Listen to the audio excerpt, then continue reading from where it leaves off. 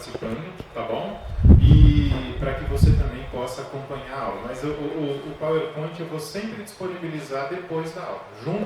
Normalmente eu disponibilizo ele junto com o link do YouTube que foi para o ar naquela semana, tá bom? Então vocês vão recebendo atualizações, toda e qualquer informação ou novidade a respeito das aulas, a gente vai colocando lá.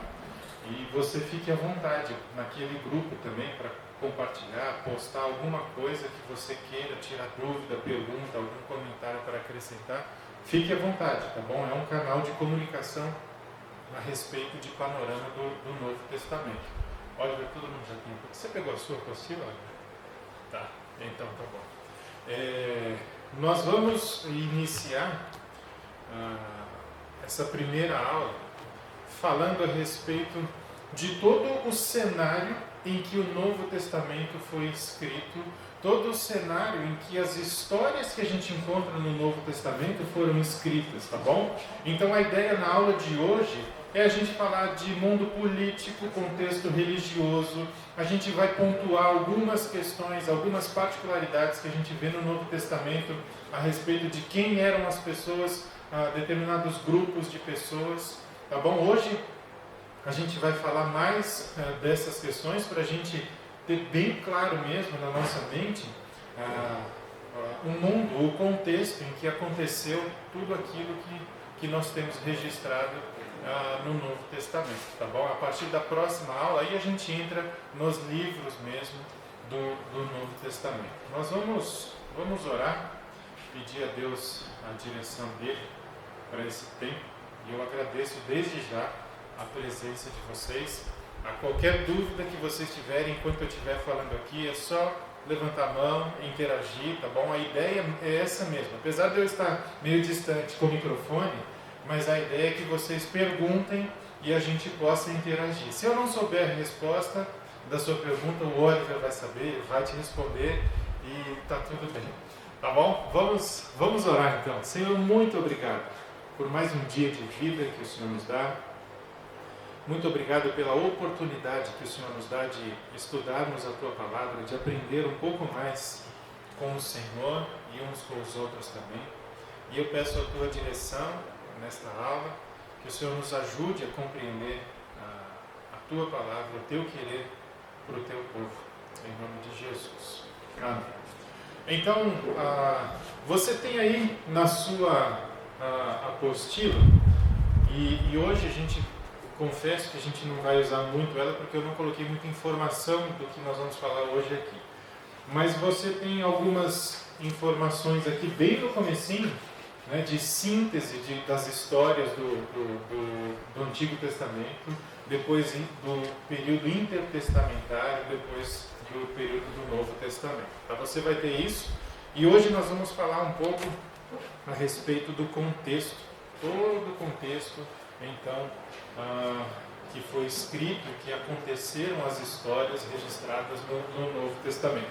Você sabe bem que do Antigo Testamento para o Novo Testamento, no que diz respeito à revelação e a registro bíblico, né, canônico, eu estou me referindo, tem um intervalo aí de aproximadamente 400 anos. Então, quando você olha o último livro da sua Bíblia, do Antigo Testamento, né, Malaquias, e pega Mateus, ali que começa falando da história do nascimento de Jesus, você tem um intervalo de aproximadamente 400 anos. E o que aconteceu nesse período? Né? Porque embora não esteja registrado aqui para nós, tão claramente, você tem pinceladas, principalmente por conta do contexto, né? É importante nós analisarmos a história e avaliarmos tudo aquilo que havia acontecido. Então, a gente tem toda essa questão do mundo político, e eu coloquei aqui, desde 27 a.C., e na verdade aí já é muito próximo do nascimento de Jesus, né, até o primeiro século, aí, o final do primeiro século, onde você tem os imperadores romanos, né, algumas relações com o Novo Testamento, em que você pode avaliar e até perceber alguns fatos históricos que contribuíram para tudo aquilo que a gente acompanha, então, no Novo Testamento. Mas nesse período de 400 anos, aproximadamente, você tem aí, basicamente, revolta dos Macabeus. Né? Se você já teve alguma história com a Igreja Católica, ou se você tem uma Bíblia Católica na sua casa, você vai ver lá 1º e 2º Macabeus. Tá? Nós não consideramos ele como inspirado por Deus, por isso não faz parte do cânon, mas faz parte da história. E 1º e 2º Macabeus diz respeito ali a um povo que se revolta por conta do império, tem tudo a ver com esse contexto político. Tá? Mas ele não consta na nossa Bíblia, assim como muitos outros livros ali, e alguns acréscimos, até em Daniel, por exemplo, que estão contidos ali na Bíblia Católica, mas eles não são canônicos, não são inspirados por Deus. Por isso, para nós, não passa de um registro histórico. Ele tem esse valor para nós, tá? História. É importante você conhecer. Você não precisa carregar essa Bíblia com você, mas é importante você conhecer para entender o que estava acontecendo e tem tudo a ver com o que a gente está falando agora. Tá? Então, muitas vezes alguém vai perguntar para você, mas tem lá na minha Bíblia Macabeus, Judite, tá? Uma série de livros aí que a gente não vai encontrar na nossa, e não vamos mesmo. Porque eles não são inspirados por Deus, não fazem parte do cânon, mas tem valor histórico, tá? E é importante a gente reconhecer isso, tá bom? Mas vamos falar aqui a respeito desses imperadores de uma maneira bem objetiva, para a gente depois falar um pouco mais de contextos e religiões que estavam ali florescendo ou já bem consolidadas no período do Novo Testamento. Você tem esse imperador Augusto aqui, nessa primeira linha, né? No período de 27 a.C. até 14 depois de Cristo, que é justamente o imperador que estava ali na época, né, do nascimento de Jesus. Então, Jesus nasce nesse contexto e depois você tem o período do recenseamento por causa do nascimento de Jesus. Você conhece a história, isso tem um registro bíblico. Agora, você sabe muito bem, você já deve saber isso, que Jesus nasceu mais ou menos 5 anos antes de Cristo. Né? Existe aí uma questão de calendário, né? De contagem dos anos. Então Jesus nasceu aproximadamente entre 7 e 4 anos antes de Cristo. Mas o nosso calendário ele segue essa linha e é importante a gente saber dessa questão. São questões históricas, tá? Questões de registros e tudo mais. Então, é importante a gente se lembrar dessa coisa. Se você não sabia disso, não fique em crise, tá bom? É uma questão histórica só, tá bom? Depois, o imperador Tibério, né? Período em que Jesus desempenhou o seu ministério, a sua vida, a missão que ele veio cumprir aqui em terra como homem, como Deus homem, foi praticamente nesse período aqui de Tibério. E 37 depois de Cristo, aí, mais ou menos, o ano que Jesus morre. Tá? Não morreu com 33 anos, muito provável que não, foi um pouco além. Ele já tinha um pouco mais de maturidade. Enfim, tá? São questões que a gente muitas vezes põe na nossa mente, né? A idade de Cristo, né? 33, mas provavelmente quando ele foi crucificado ele tinha 38, 39, 42, alguma coisa assim. Tá? Às vezes a gente pega alguma informação e assimila e toma como verdade. É importante a gente pensar, e justamente aqui para a gente discutir sobre essas coisas, que são informações simples, tá? Mas eu acho que é importante a gente saber sobre isso, tá bom? Calígula, aí depois já é parte depois da morte e ressurreição de Jesus, tá? Calígula teve um papel importante na nossa vida aqui e no Novo Testamento, porque ele exigiu que lhe prestasse culto. E é aqui que começa algo que nós vamos falar daqui a pouco, do culto ao imperador, onde era justamente incentivado que a população reverenciasse o seu líder, reverenciasse aquele que governa a sua nação. Então, tudo que nós vivemos hoje não é diferente do que aconteceu há 2000 anos atrás, tá bom? Governantes querendo ser idolatrados e tantas coisas assim, isso não é novidade, tá? Não deveria ser, pelo menos, novidade nem para mim nem para você. Você tem Cláudio, que expulsou os judeus que moravam em Roma, ele expulsou de Roma, e aqui você tem aquele início, aquele período da diáspora, da dispersão, né? Quando você vê Tiago, Pedro escrevendo para aqueles que estão na dispersão, tem muito a ver com isso, tá? Imperadores que expulsam e começam, dão início a perseguições aí a respeito, contra os cristãos. Nero, Vespasiano, que todos eles contra cristãos, contra judeus, tá?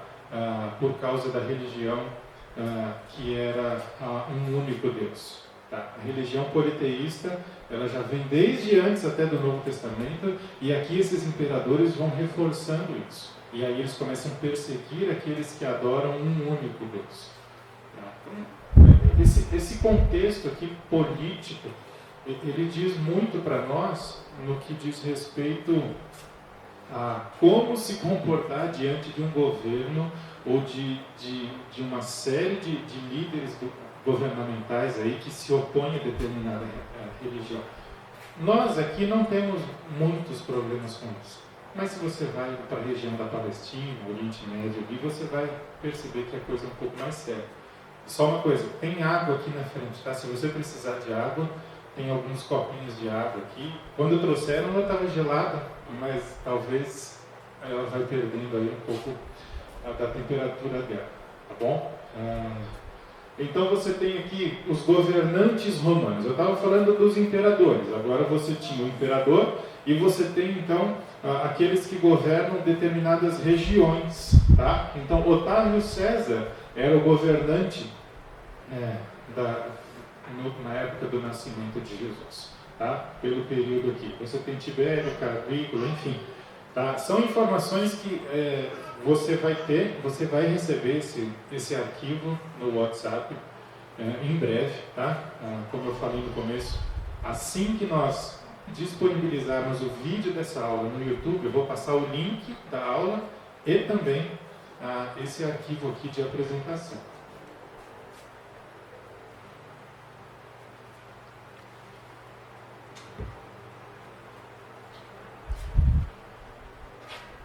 Domiciano, eu quero ir para o último aqui, né?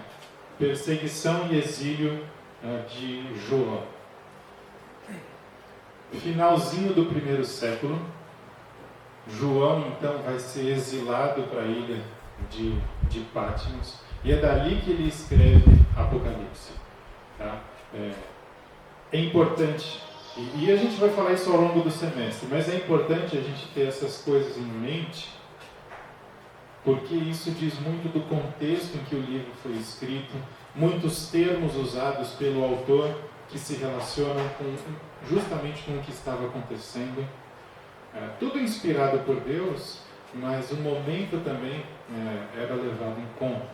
Tá? Então, quando nós vamos estudar os livros do Novo Testamento, assim como nós fizemos com o Antigo, tá? Aliás, se você não teve oportunidade de assistir às aulas de Panorama do Antigo Testamento, todas elas estão no YouTube.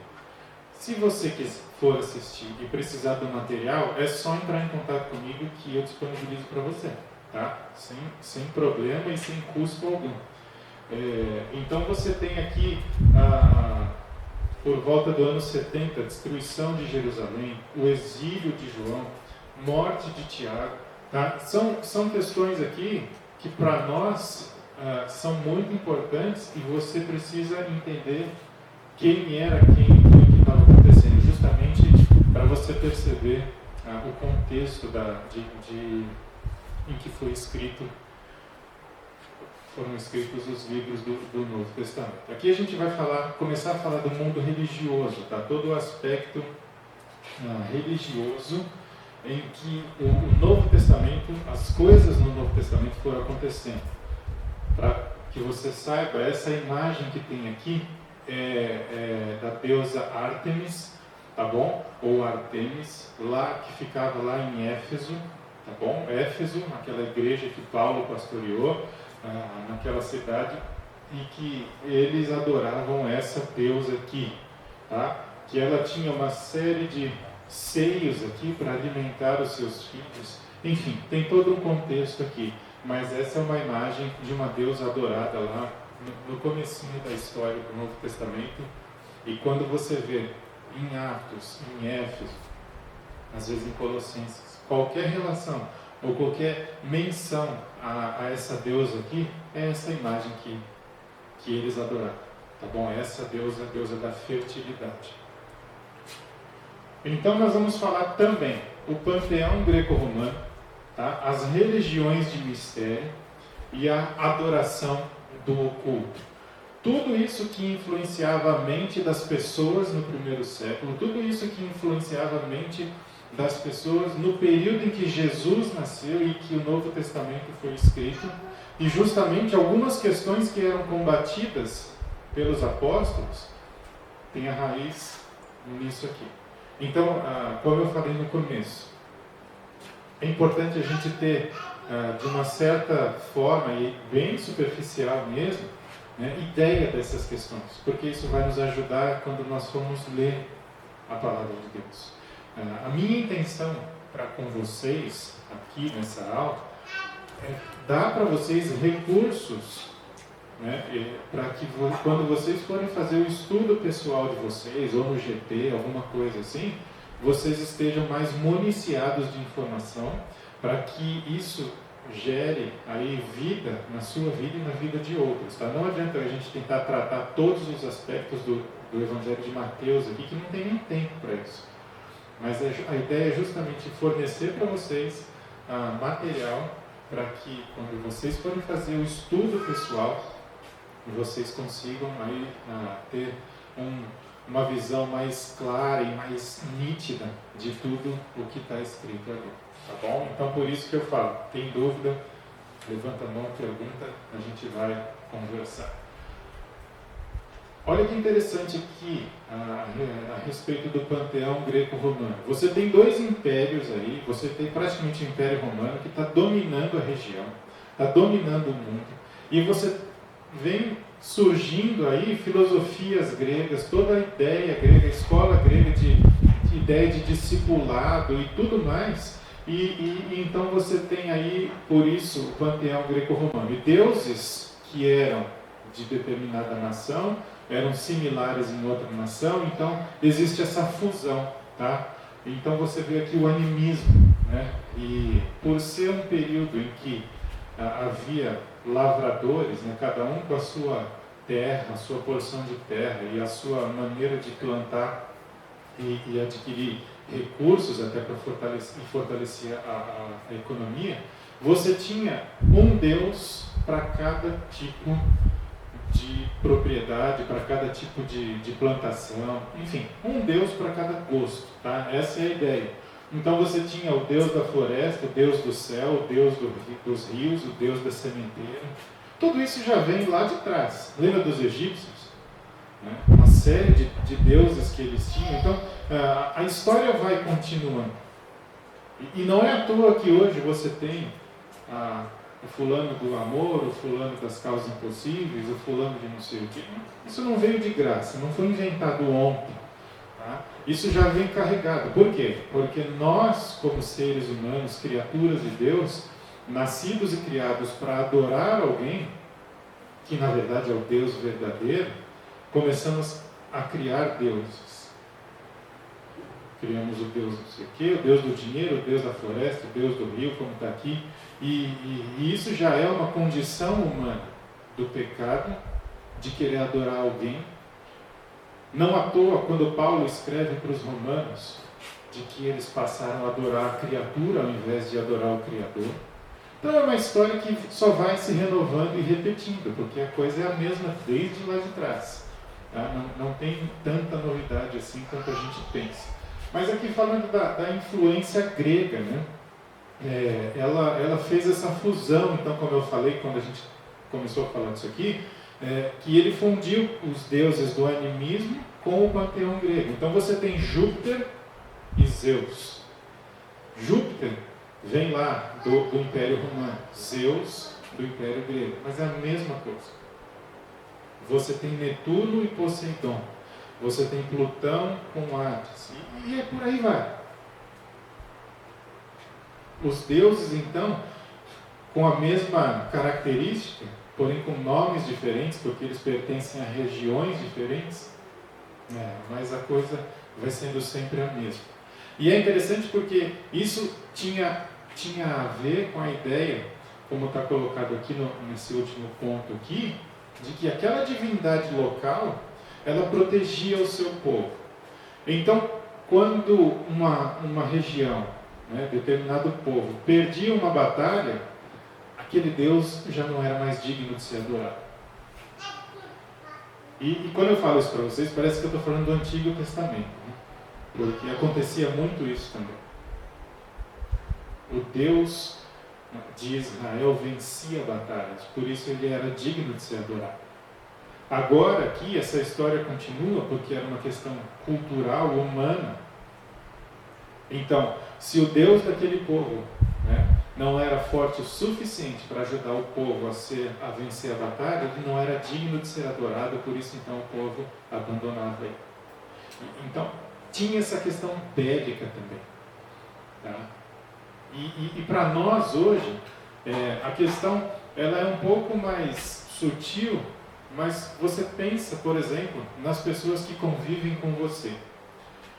A gente não vive em período de guerra, certo? Mas você conhece uma pessoa, pelo menos, que precisa lidar com a sua ansiedade. E você sabe muito bem, por exemplo, que a Bíblia define a ansiedade como falta de confiança em Deus, portanto, pecado. Então você tem pessoas ao seu redor que não conhecem ao Deus verdadeiro e vivem ansiosas. E aí você apresenta Deus para essa pessoa. Na cabeça daquela pessoa, se o seu Deus, que você apresentou a ela, não é capaz de lidar com a ansiedade dela, ela não tem razão alguma para crer no mesmo Deus que você.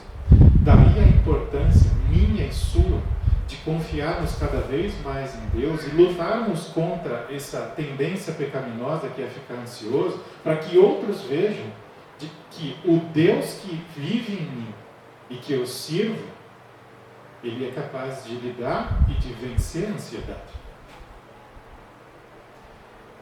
Eu só estou traçando um paralelo com os nossos dias, do que estava acontecendo lá, porque embora não seja uma guerra de um povo, você está falando de batalhas individuais.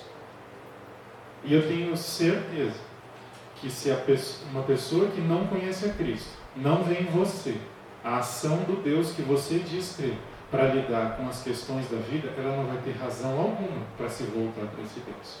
Está vendo a importância nós, nesse processo de servir a Deus, de sermos fiéis a Deus e lutarmos contra o pecado? Porque é dessa maneira que nós vamos testemunhar sobre o que Cristo faz na nossa vida. Olha só, enquanto todo mundo lida com ansiedade e sofre com ansiedade, o meu Deus me ajuda a lidar com ela. E por isso eu consigo lutar contra a ansiedade. Não é através de remédio, não é através de ajuda profissional. Não, o meu Deus é capaz de lidar com isso. E é importante a gente se lembrar disso. É importante a gente pensar a respeito disso. Então, voltando para a história aqui, se um Deus não era capaz de lidar com um povo a ponto dele vencer a guerra, ele não era digno de ser adorado, futuramente ele seria, ou fatalmente ele seria abandonado pelas outras pessoas. Ele não teria razão, as pessoas não teriam razão para servir ou seguir esse Deus. Culto ao imperador. Tá? Ele nasceu, então, com a ideia de centralizar no líder político a obediência do povo. Ah, você serve a Deus? Não, eu quero que você sirva a mim. Eu quero que você faça o que eu acho que você deve fazer. Não à toa, Pedro falou que importa obedecer a Deus e não a homens. Essa ideia estava fervendo aqui, quando Pedro fala isso, e tem registro em Atos. Quando Paulo fala que nós precisamos nos submeter às autoridades, mas também ele enfatiza a importância de que nós precisamos servir a Deus, e uma vez que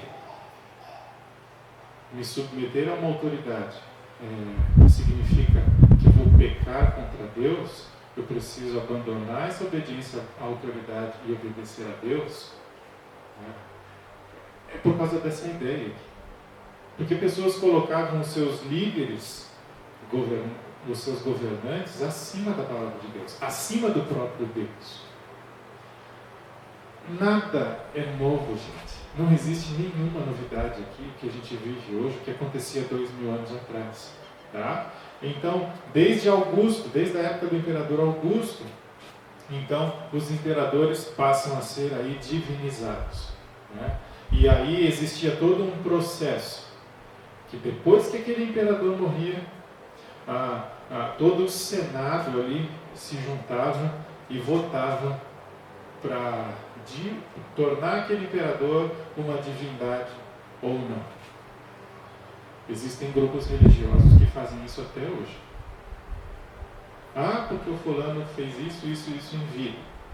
Vamos reunir lá e vamos definir que papel ele vai ter na nossa religião. Isso existe até hoje. Não é novidade. Tá? Então a perseguição muitas vezes aos cristãos se davam por causa disso. Eles se opunham a servir ao imperador. Eles não aceitavam se submeter a um homem que não levava Deus a sério. Por isso que muitas vezes os cristãos precisam adotar determinadas posturas em determinadas situações. Eu não quero nem ficar entrando no mérito aqui, mas existe essa identidade, essa responsabilidade minha e sua como crente em Cristo Jesus de discernir aquilo que de fato não agrada a Deus, e a gente precisa discernir essas questões e falar e pensar e muitas vezes agir a respeito disso, tá bom? E você vê no livro de Apocalipse, só um comentário aqui, lá pelo capítulo 14 e 19, em que você vê João escrevendo sobre o Cristo que vem, né, que é o Rei dos Reis. Ele vem e ele vai bater de frente com os imperadores, com os líderes governamentais. Você vê isso em Apocalipse claramente. Não à toa, João estava exilado, era perseguido, e você vê então ele falando da majestade, da autoridade de Cristo que vem e ele vai destruir impérios. Existem ali palavras fortes contra os imperadores. É só a gente ler com cuidado e com atenção, a gente vai perceber isso. Tá? Outras religiões aqui, religiões de mistério. Uma vez que você tem o culto ao imperador, uma vez que você tem muitas vezes aqueles deuses do greco-romanos lá, Zeus e tudo mais, agora o homem passa a buscar também um relacionamento com a divindade mais pessoal. Tá? Ele passa a buscar, ele quer um relacionamento direto. Olha que interessante, o que Cristo fez? Como foi pregado domingo passado pelo pastor José Augusto, como nós estudamos nos GPs essa semana, ele rasgou o véu, ele deu livre acesso. E isso já é uma necessidade do homem, de ter livre acesso a Deus. Tá? E então começam determinadas religiões de mistérios, porque você tem aí aquelas pessoas que dizem, né, manifestar a presença de espíritos, aquelas pessoas que já morreram e tudo mais, porque isso torna a experiência mais pessoal. E isso torna a coisa mais personalizada, mais agradável para a pessoa, de acordo com aquilo que ela está buscando, tá bom? São religiões predominantemente orientais, tá? Você tem o culto a Cibele, a Grande Mãe, Ísis, Osíris, toda a questão ali do Egito, aquela região em que havia uma série de deuses que tinham contato com seus adoradores, tá bom? Religião centralizada em um Deus que havia morrido e ressuscitado. Aí você tem esses rituais de purificação, as experiências, aquela iniciação, tá? Você tinha um candidato aí à imortalidade, tá? Sempre focando no quê? Nas emoções, na experiência. Porque se eu sentir que eu tive um contato com o sobrenatural, aquele Deus está falando comigo. Se eu não sinto, ele não está falando. Não à toa, isso tá muito encarnado no nosso coração, está enraizado na nossa vida. Porque quantas vezes você não vai e participa de uma celebração coletiva, um culto, e fala, nossa, um louvor, eu senti Deus agindo. Experiência. Muitas vezes você vê pessoas falando, não, aquela igreja é muito fria. Baseado no quê? Na experiência. Mas o culto mais centrado ou mais sério, né, com menos manifestações, ele é menos santo ou menos agradável a Deus do que o outro. Percebe como a questão da natureza do homem aqui, ela vem sendo revelada para nós e que não existe nenhuma novidade hoje do que acontecia lá no passado, que muda basicamente a nomenclatura. Porque o homem ainda busca essa experiência. Então não baseie o seu grau de santidade, por exemplo, naquilo que você sente. Porque a questão é muito mais submissão, desejo de agradar a Deus, do que hoje eu acordei e parecia que eu nem pisava no chão, estava levitando. Né? Às vezes você pode se sentir assim, não tem nada de errado você se sentir assim. O problema é você achar que isso faz de você um cristão melhor do que os outros. Ou de que hoje você estava se relacionando com Deus, quando você não está sentindo assim, você não está. Isso a gente precisa colocar nos lugares certos. A experiência, ela não diz exatamente, ela não diz nada, na verdade, do meu relacionamento com Deus. A experiência é coisa de Deus para com você. Se você teve uma experiência boa, ótimo.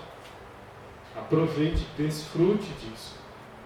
Mas Deus não tem a obrigação de fazer isso com você. Isso não faz de você uma pessoa mais importante aos olhos dele. Simplesmente uma manifestação dele para você, para que isso sirva para a glorificação dele e edificação da igreja. A adoração do oculto, a invocação de espíritos e também demônios, né? Que aí é interessante, o espírito que ele é invocado para fazer o que eu quero. Então, o Espírito é invocado para dizer aquilo que eu quero ouvir. Já viu alguma coisa parecida com isso hoje? Você tinha o tal do Chico Xavier. O que ele fazia? Ele dizia, né, que recebia espíritos e escrevia aqui. Curiosamente, era tudo que a pessoa gostaria de ouvir. Interessante isso. Se isso não é ação de demônio, eu não sei o que é. Tá? Os judeus e gentios criam muitas vezes nessa questão da magia, nessa busca e adoração do oculto. Tanto que eu coloquei 2 trechos de Atos aqui, que aqui havia um certo homem chamado Simão, que ali praticava a mágica, iludindo o povo de Samaria.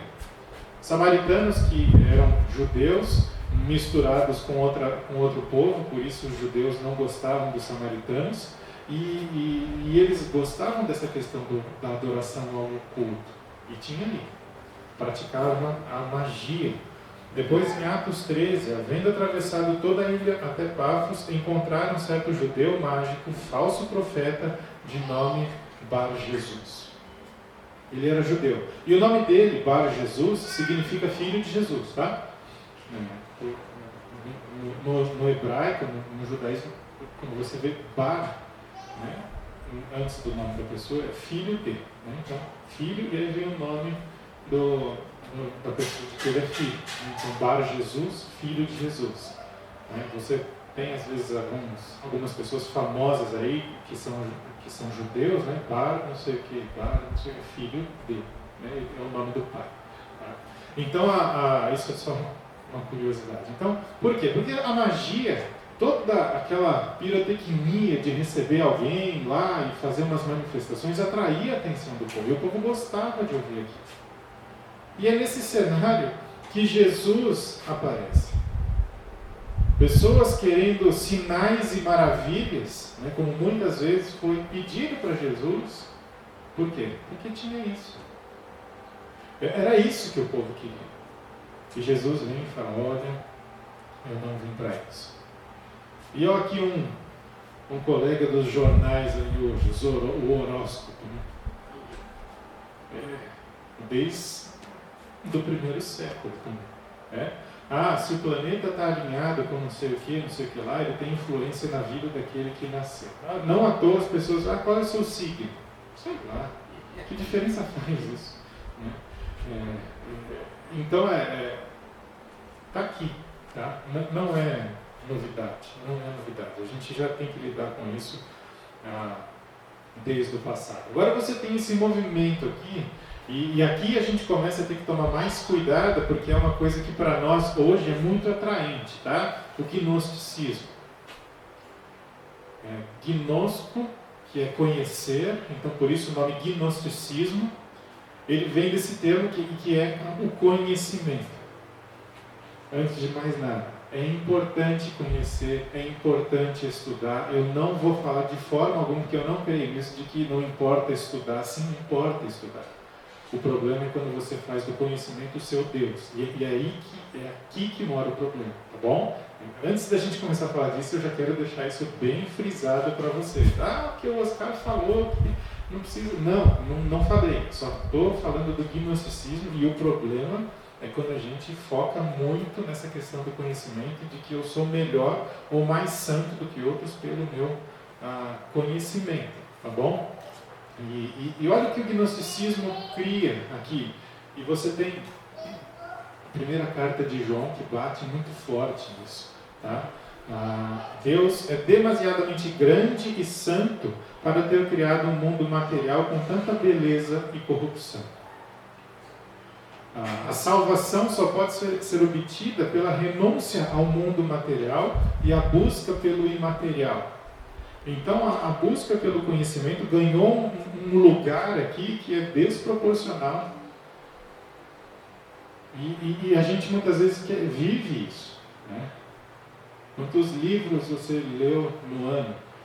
Será que isso diz que você é mais espiritual do que aquele que não leu nenhum? A gente precisa tomar cuidado com isso. O problema do homem não é culpa que requer perdão, mas desconhecimento que precisa ser substituído pelo conhecimento. O gnosticismo cria nisso, ou crê nisso.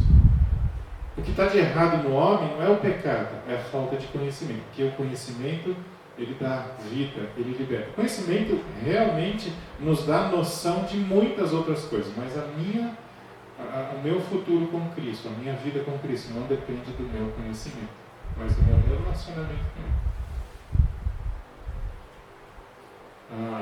Se o corpo só existe temporariamente, seus atos não têm importância. Essa era a ideia do gnosticismo.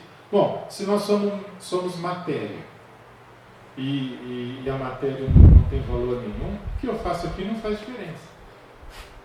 Mas os nossos atos aqui, eles ecoam na eternidade, certo? Você prega o evangelho para alguém, isso tem impacto na eternidade. Ou ela aceita ou ela rejeita. Dependendo da resposta, ela está no céu ou está no inferno. Então, o que nós fazemos aqui tem eco na eternidade, tem impacto direto na eternidade. Não se limita ao que nós fazemos aqui. Tiago 1, 19 e 25 é simplesmente uma referência para que nós precisamos colocar em prática aquilo que nós cremos. O que o gnosticismo não levava muito a sério. Tá? Neoplatonismo, tudo muito parecido. Tá? O espírito, e olha a data disso aqui, 270 a.C. O espírito era bom e o corpo mau. Tá? Então você vai ser plenamente salvo quando você elimina todas as suas carnalidades. Porque existe aí um abismo entre o sagrado e o secular. Talvez você já tenha usado essa expressão. Na igreja eu faço isso, mas no meu trabalho secular, o que isso significa exatamente? Porque se 1 Coríntios 10, 31 fala que quer comais, quer bebais, ou qualquer outra coisa que seja para a glória de Deus, não existe ruptura entre o que eu faço de fim de semana aqui e o que eu faço de segunda a sexta no meu trabalho. Porque tudo que eu faço é para a glória de Deus. Então essa ideia de sagrado e secular, ela vem também daqui e parece que a gente gosta disso. Que quando eu faço alguma coisa aqui, mas lá de segunda a sexta... Ou seja, a maneira de eu lidar no meu trabalho é diferente, porque não é sagrado, é secular. Então eu posso lidar com os meus negócios de qualquer maneira, porque aquilo não tem nada a ver com Deus. E isso é errado. Tem tudo a ver. Cobrar preço justo, enfim, tratar funcionário da maneira digna, tudo tem a ver com Deus, com a sua vida com Deus. Então não existe essa separação do sagrado e do secular. O epicurismo. Olha só, o mundo começou com uma chuva de átomos. Opa! Veio do nada. Se veio do nada, que sentido tem a minha vida? Se todas as coisas acontecem por acaso, qual é o sentido da vida? Porque se tudo era um monte de poeira, formou um planeta, um sistema solar, e eu estou fazendo o que aqui? Qual o propósito? Que se veio tudo do acaso, provavelmente termina tudo lá. Não à toa pessoas se suicidam, né? Perdem o sentido da vida, o propósito da vida. Elas acham que tudo veio do acaso. Se tudo é acaso, o que a gente está fazendo aqui é acaso. Não faz sentido servir ou buscar a Deus. Por isso que ele é essencialmente antirreligioso. Agora, é muito interessante, depois você lê com calma, Atos 17, do 18 a 32, o discurso de Paulo no Areópago.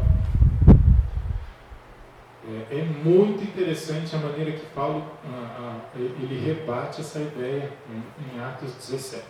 Tá? A gente vai passar, quando a gente chegar a estudar Atos, a gente vai passar. E aqui a gente fala um pouco do judaísmo, porque nosso tempo está encurtando. Você tem aqui o contexto religioso, templo, sinagoga e Torá. Durante o período da Babilônia, parece que o povo despertou para uma religiosidade sincera, com um coração disposto a servir a Deus. E eu gosto de lembrar de Jeremias 29, que Deus está falando para o povo assim: olha, eu vou mandar vocês para a Babilônia, vocês vão ficar 70 anos lá, vocês vão ser escravos lá. Mas eu conheço os propósitos, eu sei os planos que eu tenho para vocês. Planos para trazer prosperidade e paz, e não de mal. Eles aprenderam com o exílio na Babilônia. Eles aprenderam a amar a Deus de verdade, a levar a Deus a sério. Foi num exílio. Então, encare suas lutas, muitas vezes, como oportunidades para se aproximar de Deus. Tá bom? Expectativas messiânicas é importante, e isso tem impacto e implicações diretas nas coisas que as pessoas esperavam que Jesus fizesse. Tá? Malaquias então apontava para um Elias que antecede o dia do Senhor, que no caso é João Batista, e depois essa expectativa messiânica, ela tem uma conotação política. Então, o que o povo esperava? Jesus, se ele é o Messias, ele vai nos libertar do Império Romano. ele vai criar diversas, não à toa a revolta dos Macabeus já vinha acontecendo, né? Mas ele vai libertar o nosso povo, ele vai derrotar o Império Romano. Era isso que eles esperavam de Jesus, um guerrilheiro, alguém que pegasse em armas e fosse para cima do imperador. Essa era a expectativa. Eu estou passando aqui, vocês estão anotando, fiquem tranquilos que eu vou passar para vocês depois do arquivo, tá bom? Só para vocês saberem. E aqui a gente tem os grupos religiosos, fariseus. Eles criam em toda a revelação do Antigo Testamento, tá? E valorizavam muito a transmissão oral, tá? Aquela característica do judeu. E os fariseus, eles eram assim. Você tinha aí os saduceus, tá? Classe sacerdotal elitista. Por quê? Eles eram pessoas da camada alta da sociedade, os saduceus. Por isso eles eram rejeitados. Não criam na ressurreição. Você tem os essênios, que zelavam pelas práticas religiosas aí e eram radicais. Eles, sim, eram os caras que queriam que Jesus pegasse em arma e fosse para cima do Império Romano. Os zelotes também, aí é mais um bando de rebelde sociopolítico que queria também ir atrás de revoltas, justamente para libertar o povo do Império Romano. Então, essa expectativa fazia parte de alguns grupos religiosos também. Tá? Mas isso aqui é uma informação importante. Quando você vê esses grupos de religiosos no Novo Testamento, tal era fariseu, outro era dos saduceus, gente, era minoria. 99% da população era leiga. E eles não pertenciam a nenhum grupo religioso. Então, quando a gente lê essas coisas, a gente pensa, nossa, naquela época o grupo, um quarto era essênio, o outro... Não, era um grupo insignificante. Eu estou falando que 1% compunham os 4 grupos. O restante, a maioria esmagadora da população, não estava nem aí para isso. E é importante a gente ter isso em mente. Porque quando você vê as multidões indo atrás de Jesus, e os fariseus lá no campo olhando, né, para depois questionar Jesus, é isso aqui, o pessoal leigo, não estava nem aí. Eles queriam, alguns começaram a entender quem era o Messias, mas eles iam atrás, porque eles não tinham essa questão. Eles não tinham um compromisso com o farisaísmo, com os essênios, com os saduceus, não. Era um grupo muito pequeno, muito mesmo. Então, são tensões aí que a gente precisa tratar muitas vezes quando a gente lê, principalmente aí os evangelhos. Tá? Esse grupo era muito, muito, muito pequeno. Você tinha aqui os escribas, que eram pessoas que eram copistas profissionais, porque na época não tinha impressora, não tinha nada disso. Então eles faziam as cópias da lei e eles estavam em pé de igualdade com os sacerdotes religiosos. Tá? Eles tinham muito conhecimento, muito mesmo. Os publicanos, coletores de impostos, e aí você tem Mateus e Zaqueu.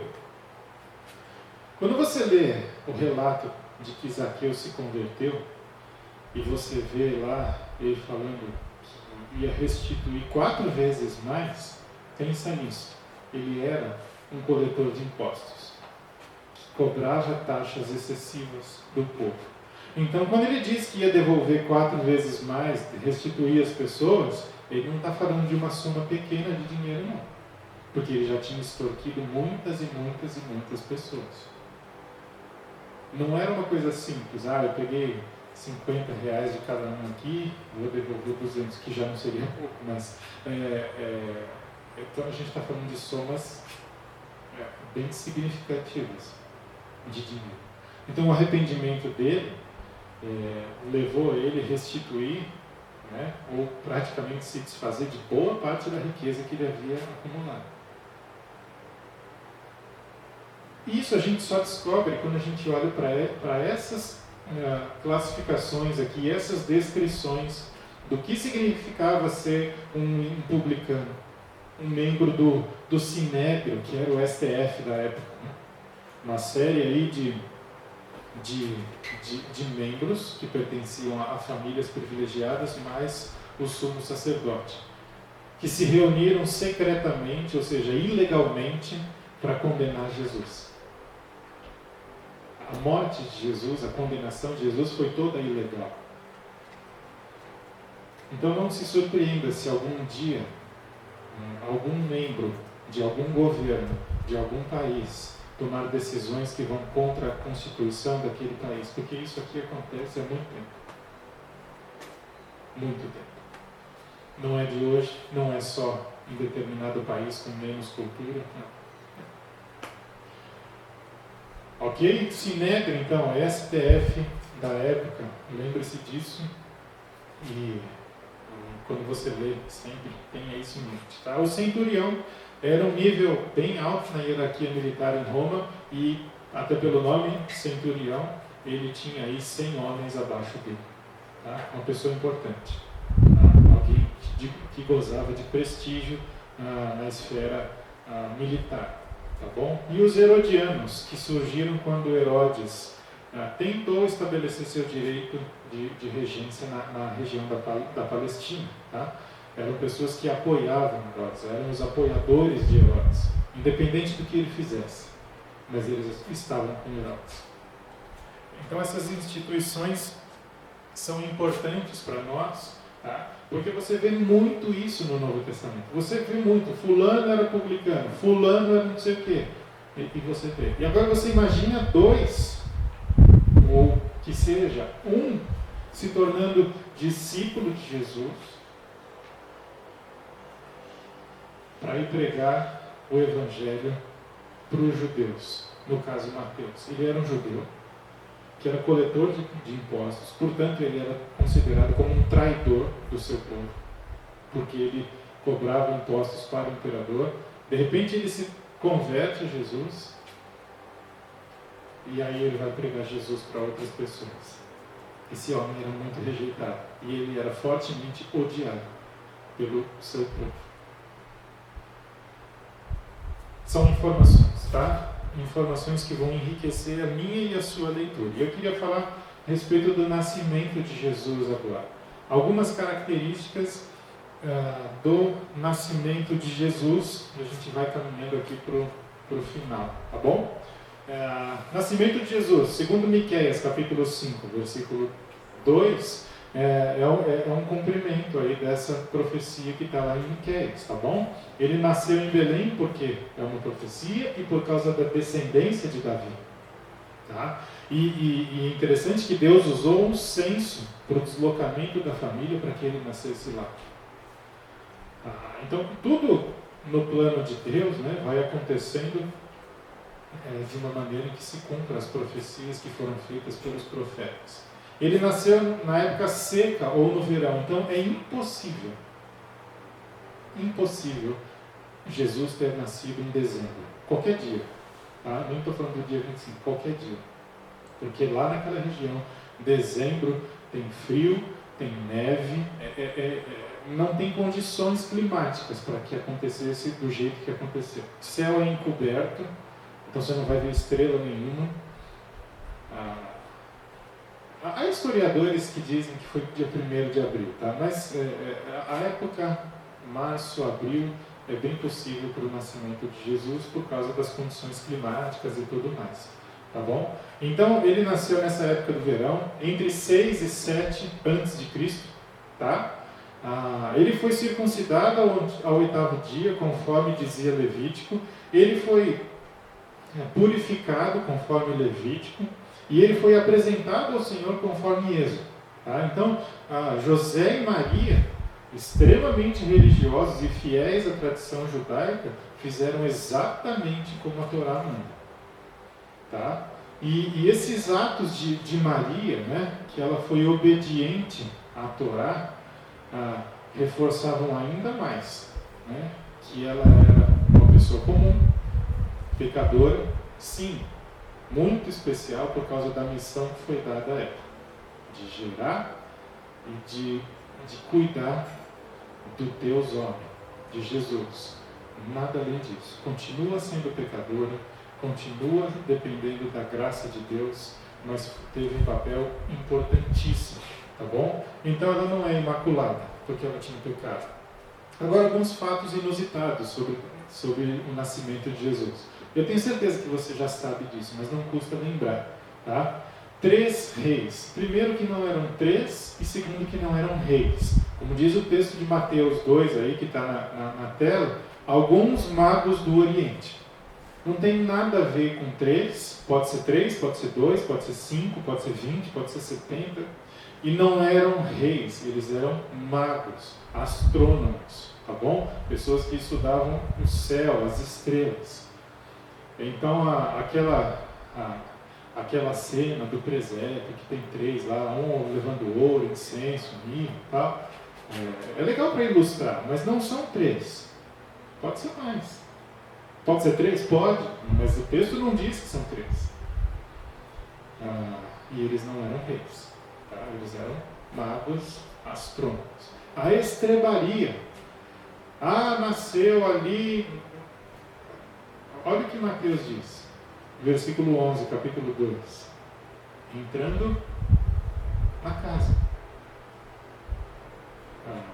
Entrando na casa. A gente precisa olhar e se atentar para esses detalhes, tá bom? Era um lugar rústico, era um lugar humilde, era um berço de palha, era uma casa. Pequena, simples, humilde, mas era uma casa. Ok? Então, para a gente se lembrar e para a gente encerrar, né? E falar aí a respeito do Cântico de Maria, ou Magnificar. Por que Magnificar? Porque em latim, a primeira palavra do texto desse trecho é Magnificar, tá bom?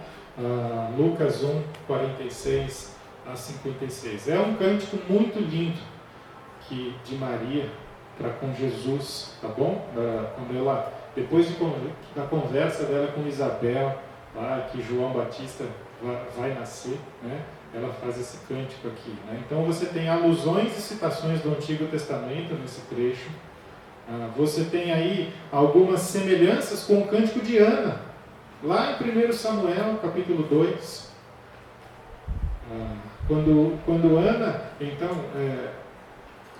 escreve o cântico ou a oração dela por causa de Samuel, engrandecendo o nome do Senhor, porque foi extremamente bondoso para com ela. Você tem essas semelhanças aí de Maria e Ana, tá bom?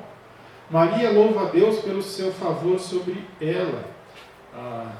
Deixa eu abrir aqui Lucas, capítulo 1, que diz o seguinte. Lucas 1, 47. Lucas 1, 47. Ele diz o seguinte: e o meu espírito exulta em Deus, o meu Salvador. Maria declara abertamente de que ela precisava de um Salvador. Maria declara abertamente que ela não tinha nada em especial na vida dela que pudesse fazer ela se achegar a Deus de um outro modo, porque ela precisava de um Salvador. O meu espírito exulta em Deus, e esse Deus é o meu Salvador. É interessante nós prestarmos atenção com respeito a Maria. Foi uma mulher importantíssima na história, não tenha dúvida. Você, mulher, certamente se sentiria muito privilegiada se tivesse a oportunidade de desempenhar o papel na história que Maria desempenhou. Mas não passa disso. Não passa disso. Ser humano, pecador, dependente de Deus, como eu e como você. Ela se vê como remanescente fiel de Israel e ela reconhece a fidelidade, ela reconhece o poder de Deus e a misericórdia. Tá? Você tem aí dos versículos 48 até os 50. Porque deu atenção à condição humilde de sua serva. A partir de agora, todas as gerações me chamarão bem-aventurado, porque o Poderoso fez grandes coisas para mim, e seu nome é santo. E a sua misericórdia passa de geração para geração sobre os que o temem. Percebam aqui a humildade, a humilhação de Maria diante de Deus. Ela não se via do jeito que muitas pessoas a veem hoje. E tá ok com isso, gente. É só a gente olhar e dar o devido valor, o devido reconhecimento à pessoa, mas não colocada em pé de igualdade com qualquer pessoa da Trindade, tá bom? Ela teve um papel extremamente importante. E Maria louva a Deus por seu amor com Israel. No versículo 55 ali, 54, 55, auxiliou Israel, seu servo, lembrando-se de sua misericórdia, para com Abraão e sua descendência para sempre, como prometera aos nossos pais. Maria cria nas promessas de Deus e esperava o cumprimento dessas promessas, tanto quanto qualquer outro judeu. Então, quando a gente olha para esses textos, e justamente para esse trecho específico, e se você estudar com calma essa passagem de Lucas 1, 46 a 56, você vai perceber a humildade de Maria, a maneira que ela se coloca diante de Deus, e tudo mais, né, que diz respeito à vida dela e o relacionamento dela com Deus, que não faz dela nada mais do que uma pecadora tão especial quanto eu e você. Mas ela teve um papel importante, isso a gente não pode negar. Não é o caso de chutar uma homenagem que foi feita para ela. Não é isso. É simplesmente reconhecê-la. Um papel importante, uma pecadora com um papel importante. E ponto. Mas teve. Ok? Hoje nós vamos parar por aqui. Tá bom? Eu não sei se você quer fazer algum comentário, alguma pergunta, alguma coisa que de repente eu tenha passado e você ficou com alguma dúvida, alguma coisa para a gente poder conversar. A gente tem aí pelo menos 10 minutos para falar um pouco. Então, não sei se tem alguma coisa que vocês queiram colocar. O Oliver está me lembrando aqui de que se você puder, dar uma oferta para a igreja de R$10 com respeito à apostila, é só você pode fazer a oferta lá no gasofilácio, transferir alguma coisa, se quiser, e identificar, a apostila do CCB, para que o pessoal saiba lá, ou então você me comunica, que aí eu passo para a administração. Eu havia esquecido, obrigado. Alguma coisa que vocês queiram colocar, alguma coisa que vocês queiram falar a respeito disso? Disso, não da apostila, disso que nós estudamos aqui nesse período. Você disse aí agora, está na apostila, você vai mostrar. Sim, essa introdução eu não coloquei na apostila, eu vou mandar para vocês junto com a divulgação, com a postagem do YouTube. Na verdade, eu estou pensando melhor aqui, eu acho que eu vou mandar hoje para vocês já no grupo do WhatsApp, que aí vocês já estão com alguma coisa fresca na cabeça e já podem dar uma olhada. Mas eu vou disponibilizar daqui a pouquinho, eu já mando no grupo para vocês, tá bom? Sempre eu vou disponibilizar isso, tá? É que realmente isso aqui não tinha em nada na apostila, porque é uma aula bem introdutória mesmo, e que eu pensei exatamente dessa forma. E a filmagem vai ficar? Desculpa, João. Filmagem? Tá. A filmagem aqui, aí daqui a pouco a gente vai encerrar a gravação, e vai para o YouTube. Agora, tem o processo aí da pessoa trabalhar a imagem para disponibilizar no YouTube. Eu não sei dizer quanto tempo isso leva, mas eu creio que não deve levar mais do que uma semana. Você explicou lá que Jeremias, o pessoal montou da Babilônia, teve um aumento do pessoal buscar mais a Deus. Aí depois você falou que 99% do pessoal era leigo. Você vai contar um histórico para isso? Tá. O João está me perguntando o seguinte: quando eu falei do exílio do povo de Israel para a Babilônia, e que depois desse exílio teve ali um avivamento, uma espécie de avivamento espiritual no povo de Israel, e aí depois eu falo que 99% pertenciam a determinados, 1% apenas pertenciam àqueles grupos saduceus, fariseus e tudo mais, se tem algum registro histórico. Desconheço algum registro histórico do que pode ter acontecido. O que eu digo para você a respeito disso seria assim: não necessariamente o judeu teria que fazer parte de um desses grupos. Tá? Então eram grupos mais fechados, mais radicais, e quando o Império Romano invade e toma toda a parte lá, existe uma dispersão das pessoas. Por isso os grupos até se enfraquecem. Eu fiquei na dúvida de se for avivamento, é que eu entendi por que só 99%, porque 99% era lei. Porque não tinha só judeu lá, João. Tinha muita gente. O mundo já tinha mudado muito. Só foram 400 anos. Né? Então, o mundo já tinha mudado muito. E aí foram enfraquecendo também. Algo mais? Bom, vamos orar então. Agradeço a paciência, a participação de vocês aqui, tá bom? Dia 14 a gente tem aí mais uma aula e vamos orar. Senhor, muito obrigado pelo tempo que o Senhor nos deu aqui de aprender um pouco mais da Tua Palavra e também um pouco mais da história em que Jesus viveu, em que a Tua Palavra foi escrita, todo o contexto. Eu te agradeço por isso e eu peço que o Senhor nos ajude a pegarmos tudo aquilo que nós vimos de informação e aplicarmos ao estudo da Palavra para que isso gere vida em nós, transformação na nossa vida e também outras pessoas sejam impactadas com a Tua Palavra. Eu te agradeço pela vida de cada um que se dispôs, deu do seu tempo para estar aqui conosco e que o Senhor os abençoe, continue cuidando, bem como os seus familiares. Em nome de Jesus. Amém.